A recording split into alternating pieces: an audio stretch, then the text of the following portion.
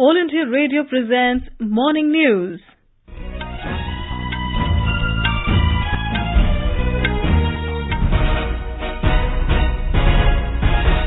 Good morning. I am Saira Mujtaba. The headlines. Campaigning in full swing for the fourth phase of Lok Sabha elections. 2 terrorists killed in an encounter in Anantnag district of Jammu and Kashmir. North Korean leader Kim Jong-un and Russian President Vladimir Putin to hold first summit talks in Vladivostok today. In Asian Athletics Championships at Doha, India bagged 4 medals including a gold on final day, finished 4th. And in IPL cricket, Royal Challengers Bangalore registered 17-run win over Kings 11 Punjab at Bengaluru. Campaigning is in full swing for the fourth phase of Lok Sabha elections. 71 constituencies spread over 9 states will go to polls in this phase on Monday. Star campaigners of various political parties are making whirlwind tours at different places, garnering support for their candidates. Senior BJP leader and Prime Minister Narendra Modi will address public rallies at Darbhanga in Bihar and Banda in Uttar Pradesh today. The Prime Minister will also hold a roadshow in Varanasi in the afternoon. Our correspondent reports that Mr. Modi is currently a sitting MP from Varanasi and he will file his nomination from the seat tomorrow. Senior BJP leader and Prime Minister Narendra Modi will arrive in Varanasi today and will lead a roadshow from Banaras Hindu University's iconic Lanka Gate, where Modi will first pay floral tributes on the statue of Pandit Madan Mohan Malviya. In evening, PM is scheduled to participate in Ganga Aarti at the Sashwamedh Ghat. Shalini Yadav from Samajwadi Party is alliance candidate here, who is fighting against Narendra Modi on this seat, while Congress is yet to announce its candidate. Varanasi goes to poll in the 7th and final phase of elections on May 19. Sushil Chandra Tiwari, AIR News, Varanasi. BJP President Amit Shah will also be in UP, addressing rallies at Ghazipur and Unnao. Congress President Rahul Gandhi will hold public meetings at Jalore, Ajmer and Kota in Rajasthan. Our Jaipur correspondent has filed this report.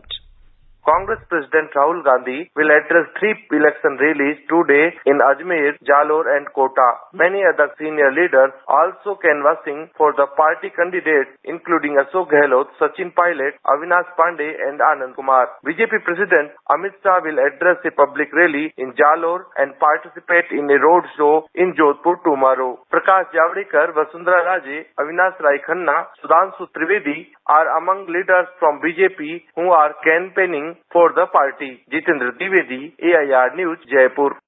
Congress General Secretary Priyanka Gandhi Vadra will be campaigning in Jalon in UP. BSP Chief Mayawati is scheduled to address public rallies in Shahjahanpur and Kannauj in the state.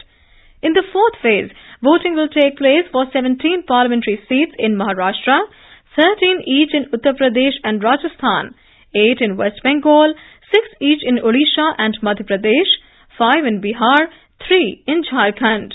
Voting will also be held in all the polling stations falling in Kulgam district under the Anantnag Lok Sabha constituency in Jammu and Kashmir. Here is a profile of the Chhindwara parliamentary seat in Madhya Pradesh. Chhindwara is one of the important Lok Sabha seats in Madhya Pradesh. There are 14 candidates in this election from Chhindwara. Most of them are independents. The Congress fielded Madhya Pradesh Chief Minister Kamal Nath's son Nakul Nath against the BJP's tribal leader Nathan Shah and BSP's Ganeshwar Gajviye. While the Chief Minister Kamal Nath will also contest the assembly by-poll from Chhindwara Assembly constituency. A traditional Congress bastion, Chhindwara elected a non-Congress candidate only once in the 1997 by-poll when it elected BJP Sundarlal Patwa. The party's sitting MP Kamal Nath has won from the Chhindwara constituency 9 times since the 1980 Lok Sabha election. Sanjeev Sharma, AIR News, Bhopal. Besides the 71 Lok Sabha seats, 42 of the total 147 assembly seats in Odisha will also go to polls in this phase. Meanwhile, re-polling is being held today in 9 booths located in 8 assembly constituencies in Odisha. The constituencies are Sorada, Bonai, Sundargarh, Daspalla, Attavira, Bargarh, Padmapur and Brajrajnagar. Voting was affected in these booths due to various reasons, including procedural errors and damaging of an EVM by a candidate. Re-polling is also taking place at one polling station in 37th Assembly constituency in Wokha district of Nagaland. Re-polling is also being held at a polling booth in Agra Lok Sabha seat in Uttar Pradesh. It was ordered by the Election Commission after the presiding officer wrongly deleted some votes after the polling by pressing a button of the control panel of the EVM. In Maharashtra, in order to attract and encourage Mumbaikars to come and vote in large numbers, the State Election Commission has made elaborate plans. We have a report. With an aim to encourage more and more Mumbaikars to participate in the Festival of Democracy, when the city goes for polling on Monday, the State Election Commission has informed that each assembly constituency in suburban Mumbai will have a Sakhi Matdan Kendra. These polling booths will be managed entirely by women. Rangoli and other art forms would be used to make these booths more attractive. Mumbai District Collector, in association with State Election Commission, had also organized a flash mob at Mumbai's Chhatrapati Shivaji terminus yesterday to urge commuters to vote and fulfill their social responsibility. Sweetie Jain, AR News, Mumbai.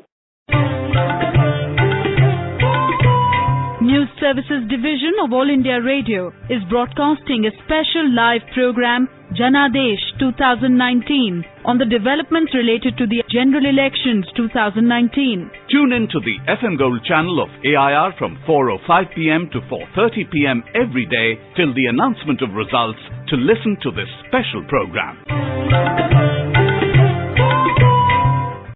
For quick news updates, follow us on Twitter at AIR News Alert. In Jammu and Kashmir, 2 terrorists were killed in an encounter with security forces in Bijbehara area of Anantnag district this morning.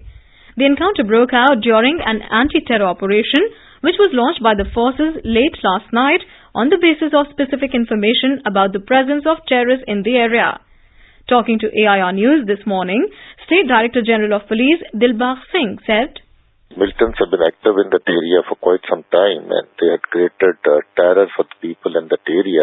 They are responsible for a large number of militant-related activities where their neutralization people would feel a sigh of relief. The National Investigation Agency NIA conducted raids in Amroha district of Uttar Pradesh last night and arrested 5 people in connection with their alleged links with the Islamic State IS terror module. In a joint operation with UP Anti-Terrorism Squad, the agency raided a number of houses inside Pur Imma village.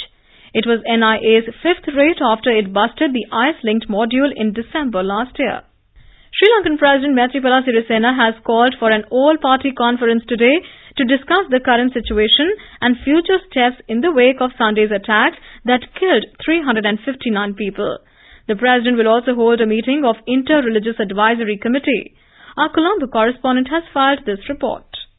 Security situation in Sri Lanka is slowly returning to normalcy as investigations into Sunday's attacks continue. The countrywide crackdown on suspects is on and several people were arrested in overnight operations from different areas. Defense Minister has said that 9 suicide bombers were involved in the attacks, including 1 woman. Most of the attackers were from well-to-do families and one of them even received his college education in Britain. Several suspects had travelled abroad in the past and their links with foreign terrorist organizations, including ISIS, is under probe. Santosh Kumar for AIR News, Colombo. North Korean leader Kim Jong-un and Russian President Vladimir Putin will meet for their first summit talks in the Pacific port city of Vladivostok today. The Kremlin said the 2 leaders will talk about the Korean Peninsula's nuclear program.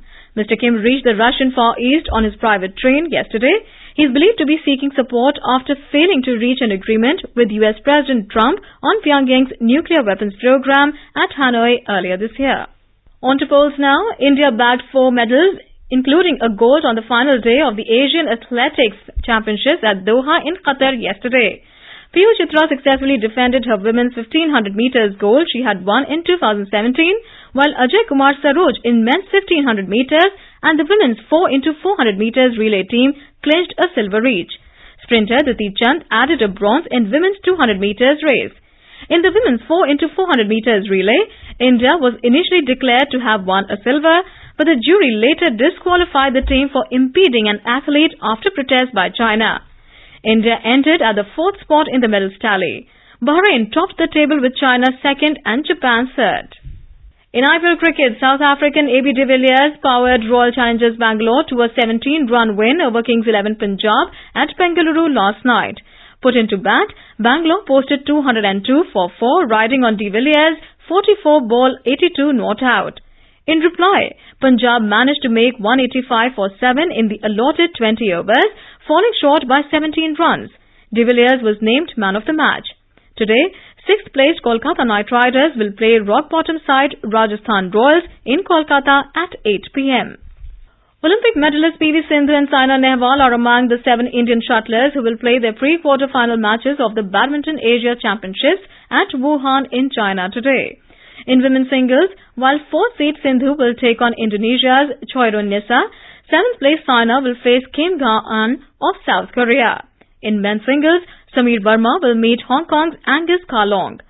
The mixed doubles pairs of Venkat Prasad and Juhi Devangan and Karishma Wadekar and Utkarsh Arora will also be seen in action. 13 Indian pugilists will play their semi-final bouts of the Asian Boxing Championships in Bangkok today. The boxers, 7 men and 6 women, are assured of bronze medals after they advance to the last 4 stage of the marquee Continental Championship. The pugilists include L. Sarita Devi in 60 kgs category, Shiva Thapa also in 60 kgs, Pooja Rani in 75 kgs, Amit Panghal in 52 kgs, Satish Kumar in plus 91 kgs, Sonia Chehal in 57 kgs and Nikhat Zareen in 51 kgs. This is for the first time that the tournament is being held simultaneously for men and women. And now for an overview of today's newspapers, it's over to Subhadra Ramachandran. Thank you, Saira. Different papers cover varied stories today. All dailies are given prominence to the CJI row and have quoted the Apex Court in its headlines. The Tribune writes, will probe and reprobe conspiracy till end, says Supreme Court, while the Pioneer reports, Supreme Court ropes in CBI, IB, police, adding, agencies asked to unravel alleged conspiracy against CJI. The Times of India notices the Prime Minister's and Mamta Banerjee's quotes in its headline after the former's interview to Akshay Kumar. The paper writes, Mamta sends gifts, says PM. He won't get any votes, says Didi. Papers have also noticed the murder of Congress leader N.D. Tiwari's son by his wife. The Asian Age says, wife held for killing Tiwari's son Rohit. Hindustan Times headlines, Rohit Shekhar's wife smothered him while he was drunk, says police. The probe into Lanka blast has also been given traction by the press. The Indian Express reports, Sri Lanka blast mastermind was radical preacher on police radar, while the Economic Times says, Indian sleuths in Lanka to aid probe into Easter attacks. Potato farmers cry foul as PepsiCo sues them is a report in the Hindu. The multi-billion conglomerate sued 4 Gujarati farmers, asking them to pay 1.05 crores as damages for infringing its rights by growing the potato variety used in Lay's chips. Music knows no boundaries. Come April 30 and Sarod Maestro Ustad Amjad Ali Khan and his sons Aman and Ayan are set to perform at the Royal Festival Hall of London's South Centre. Asian Age writes, the sound of Sarod to come alive in UK soon. And with that, it's back to you, Saira. Thank you, Subhadra. And now, before we end the bulletin, the headlines once again. Campaigning in full swing for the 4th phase of Lok Sabha elections. 2 terrorists killed in an encounter in Anantnag district of Jammu and Kashmir. North Korean leader Kim Jong-un and Russian President Vladimir Putin to hold first summit talks in Vladivostok today. In Asian Athletics Championships at Doha, India bagged 4 medals including a gold on final day, finished 4th. And in IPL cricket, Royal Challengers Bangalore registered 17-run win over Kings 11 Punjab at Bengaluru. For details of these stories and more, log on to our website www.newsonair.nic.in. With that, we end the morning news. Have a great day.